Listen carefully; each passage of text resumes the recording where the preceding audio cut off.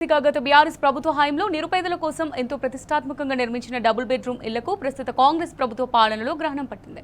వేల కుటుంబాల సొంతింటి కలను నిజం చేస్తూ జగిత్యాల జిల్లా నూకపల్లి వద్ద నిర్మించిన ఇళ్లలో కనీస వసతులు కల్పించడంలో కాంగ్రెస్ ప్రభుత్వం ఘోరంగా విఫలమైంది. అధికారుల వేధింపులు, మౌలిక వసతుల లేమిపై లబ్ధిదారులు మండిపడుతున్నారు.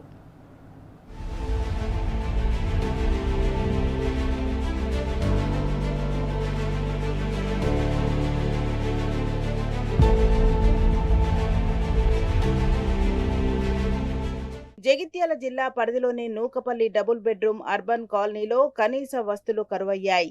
బీఆర్ఎస్ ప్రభుత్వం 2017లో స్పెషల్ కోటా కింద జగిత్యాల పట్టణానికి 4500 డబుల్ బెడ్రూమ్ ఇళ్లను మంజూరు చేసింది. నూకపల్లి ఇందిరమ్మ కాలనీలోనే డబుల్ బెడ్రూమ్ ఇళ్ల నిర్మాణం చేయాలని నిర్ణయించారు. పేదల ఆత్మగౌరవ ప్రతీకగా సుమారు 400 కోట్ల రూపాయలతో 4520 డబుల్ బెడ్రూమ్ ఇళ్లను నిర్మించింది.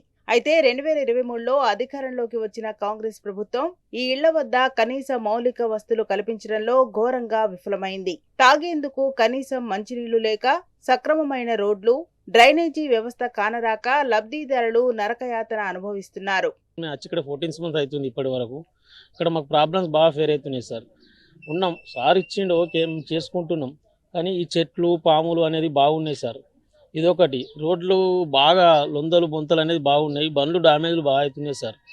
ఇదే విషయం. ఇంకొకటి ఏంటంటే రెగ్యులర్గా మాకు కరెంట్ అంటే ఇప్పటివరకు ఓకే ఉంది, కానీ కొన్ని మెయిన్ గలీలో కరెంట్ అనేది లేదు. వసతి కరెంట్ ఉండాలి సార్, చీకట్లు ఉండరు. వాస్తవంగా ఇక్కడ లేడీస్, మా ఫ్యామిలీ మెంబర్స్, పిల్లలు బాగా మంది ఉంటారు. కొంచెం మెయిన్ ఏరియాల లైట్లు ఉంటే బాగుంటుంది. నూకపల్లిలోని 4500 డబుల్ బెడ్రూమ్ ఇళ్లలో సుమారు 2000 మంది నివసిస్తున్నారు. సొంతింటి కల నెరవేరిందే తప్ప ఇక్కడ అన్ని సమస్యలే నెలకొన్నాయి. 2023 డిసెంబర్లో కాంగ్రెస్ ప్రభుత్వం అధికారంలోకి రావడంతో డబుల్ బెడ్రూమ్ స్కీమ్ ను పక్కనబెట్టి కొత్తగా ఇందిరమ్మ ఇళ్ల పథకాన్ని తెరపైకి తెచ్చింది. దీంతో డబుల్ బెడ్రూమ్ పథకానికి నిధులు కేటాయించకపోవడంతో కాలనీలో అభివృద్ధి ఎక్కడి గొంగళి అక్కడే అన్న చందంగా మారింది.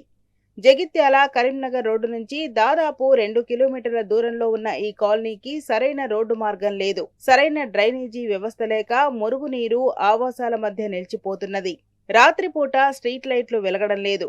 కాలనీకి సమీపం మొత్తం అటవీ ప్రాంతం కావడంతో అటవీ జంతువులు, విషకీటకాలు, పాములు ఇళ్లలోకి వస్తున్నాయి. పాఠశాల, అంగన్వాడీ కేంద్రం, వైద్య కేంద్రం, రేషన్ షాప్ లాంటి సౌకర్యాలు కల్పించకపోవడంతో లబ్ధిదారులు ఇళ్లలోకి రావడమే మానేశారు. ఇల్లుకే ఇల్లు ఇచ్చారు. మా బిడ్డ 13వ నెంబర్ల కిరాయికి ఉన్నది. వాళ్ళకి ఇస్తే ఉంటారు కదా. ఇవే మోరులు, పాములు, తేళ్లు, డంపింగ్, పొగ, ఇవే బాధలు. ఏముంది, బస్సు లేదు. బస్సు కావాలి. ఆటో కిరాయిలు బాగా బిడిలు చేసుకుని బతకాలి. ఇక్కడ పనులకు బాగా దూరం. ఇక్కడ అసలు వసతులు లేవండి. నీళ్లు లేవు, బస్సు లేదు, హాస్పిటల్ లేదు, సౌకర్యాలు ఏమీ లేవు. ఎక్కడ ఉంటారు ఇక్కడ జనం? ఆఖరికి రేషన్ బియ్యంకి మళ్ళీ జగ్తాలు పోయి తెచ్చుకోవాలి. అక్కడి నుంచి బియ్యం ఇక్కడ తెచ్చుకోవాలంటే 100 రూపాయలు ఖర్చు. ఇక్కడ ఇంతమంది ఉన్నాయి కదా, ఒక్క రేషన్ దుకాణం అన్నా పెట్టలే. ఇబ్బంది పడి ఈ రోజున వచ్చి ఒక సంవత్సరానికి ఇవాళ కొద్దిగా రోడ్లు సాఫ్ చేస్తున్నాం. ఈ మోరులు అట్లనే ఉన్నాయి. దోమలు గీమలు చూడండి ఎట్లున్నాయి. రక్షిత మంచినీటి వసతి అందుబాటులో రాకపోవడంతో లబ్ధిదారులు తీవ్రంగా గోసపడుతున్నారు. విద్యార్థులు, కార్మికులు జగిత్యాలకు వెళ్లాలంటే బస్సు సౌకర్యం లేదు. ఆటోలే దిక్కవుతున్నాయి. అలాగే డంప్ యార్డు పొగతో అనారోగ్యం బారిన పడుతున్నారు. డంప్ యార్డు తొలగించాలని అధికారులకు చెప్పినా ఫలితం లేదు. ఇక్కడ ఉపాధి ఏమీ లేదు. ఉపాధి కోసం జగిత్యాలకే పోవలసి వస్తుంది.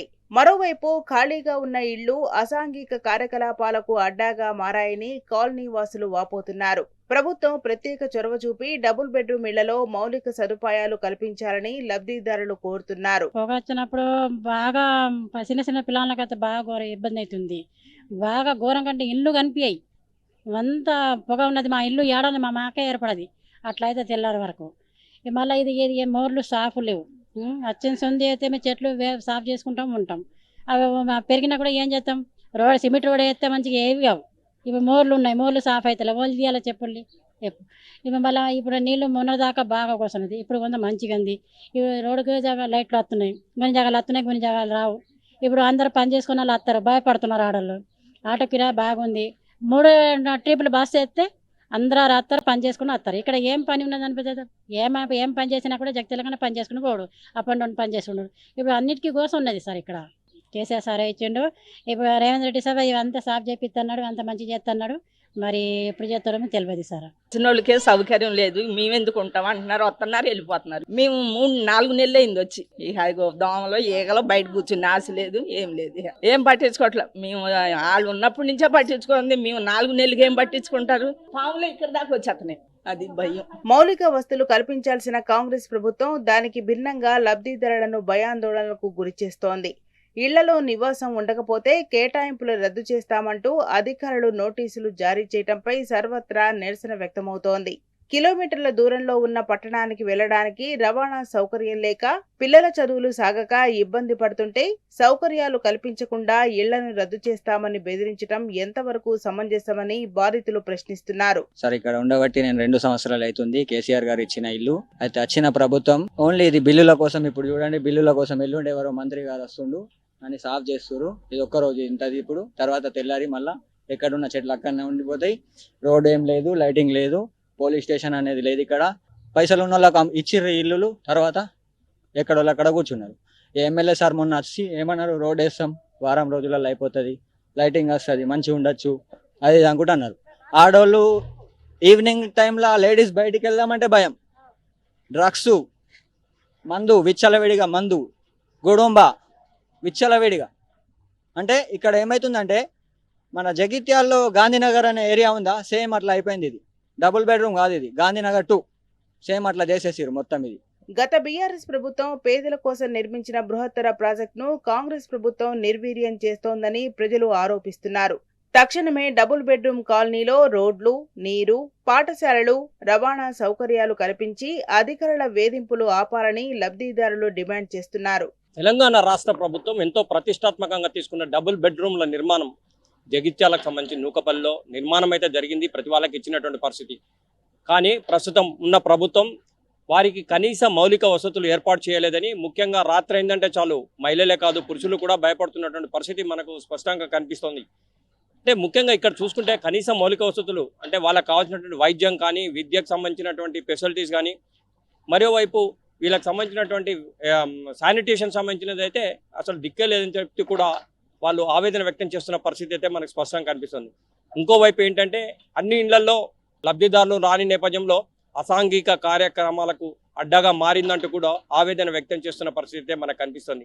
అంటే ఏదేమైనా కానీ గత ప్రభుత్వం ఎంతో ప్రతిష్టాత్మకంగా తీసుకొని ఈ డబుల్ బెడ్రూమ్ల నిర్మాణం చేపట్టి వారికి ఇచ్చిన తర్వాత కనీస మౌలిక వసతులు ఈ ప్రభుత్వం ఏర్పాటు చేయాలి కదా, ఎందుకు చేయట్లేదు అంటూ కూడా మహిళలే కాదు ప్రతి ఒక్కరు కూడా ప్రశ్నిస్తున్నటువంటి పరిస్థితి అయితే మనకు కనిపిస్తుంది. ముఖ్యంగా ఏంటంటే రైన్ సీజన్ కాబట్టి ఇప్పుడు ఉన్నటువంటి పరిస్థితిలో దోమలు విచ్చల విడిగా ఉన్నాయి. ఎప్పుడు ఏ జబ్బులు వస్తాయో, ఎప్పుడు ఏ హాస్పిటల్లో పడతామో తెలియని పరిస్థితి ఉంది. దీనికి కనీసం శానిటైజేషన్ చేసే వాళ్ళు కూడా దిక్కులేరు. తాము రోజు రోగాల బారిన పడుతున్నామంటూ కూడా ఆవేదన వ్యక్తం చేస్తున్న పరిస్థితి కనిపిస్తుంది. అంటే ఏదేమైనా కానీ దీనికి సంబంధించి జగిత్యాలకు సంబంధించినటువంటి డబుల్ బెడ్రూమ్ నిర్మాణాలకు సంబంధించి కనీస మౌలిక వసతులు ఏర్పాటు చేయాలంటూ కూడా ఈ యొక్క లబ్ధిదారులు అయితే చెప్తున్న పరిస్థితి మనకు స్పష్టంగా కనిపిస్తుంది. కెమెరా పర్సన్ సుధాకర్తో వేణుగోపాలరావు, టీ న్యూస్, జగిత్యాల జిల్లా.